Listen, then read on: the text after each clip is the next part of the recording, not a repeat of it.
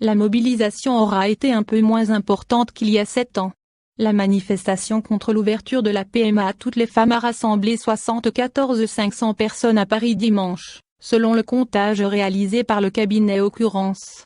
En novembre 2012, 100 000 personnes étaient descendues dans la rue pour la première action en opposition au mariage gay. Les organisateurs ont comptabilisé de leur côté 600 000 manifestants.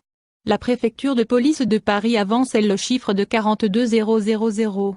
Agitant des drapeaux verts et rouges liberté égalité paternité, les manifestants ont marché dans le calme depuis les jardins du Luxembourg, près du Sénat, jusqu'au pied de la tour Montparnasse, à l'appel d'un collectif d'une vingtaine d'associations, dont la Manif pour tous.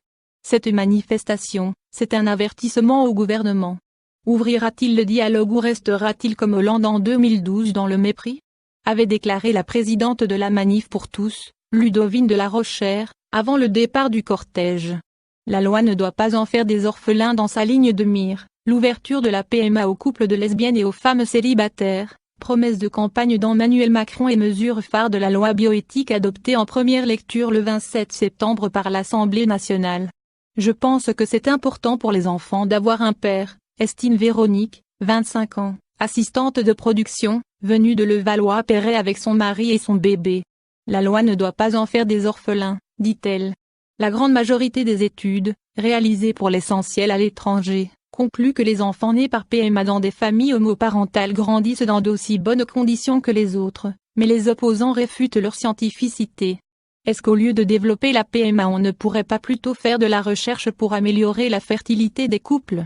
Demande France, 59 ans et mère de 6 enfants. De nombreux manifestants affirment mener un combat écologique en s'opposant à la PMA. On nous dit de respecter la nature, ce qui est biologique, mais pour l'homme, on a l'impression que tout est permis, dit Patrick, 53 ans, cadre dans l'industrie pharmaceutique. Beaucoup redoutent également que l'ouverture de la PMA entraîne la légalisation de l'AGPA, que le gouvernement a toujours qualifié d'interdite absolue et a exclu du projet de loi.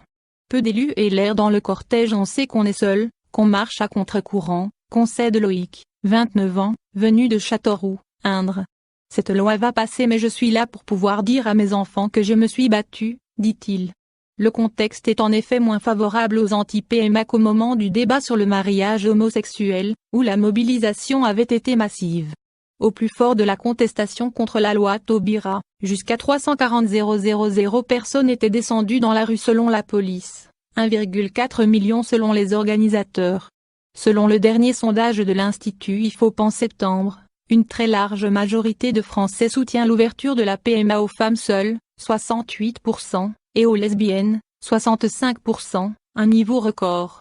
Le contexte politique a aussi changé. En 2013, descendre dans la rue, c'était aussi pour dire non à François Hollande et à une politique jugée anti-famille, rappelle Frédéric Dabi, directeur général adjoint de l'Institut. Depuis, le clivage gauche-droite s'est affadi, souligne le politologue.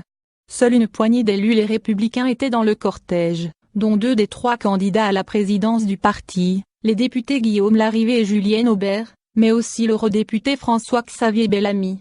Les eurodéputés du Rassemblement national Nicolas Bas et Gilbert Collard étaient aussi présents.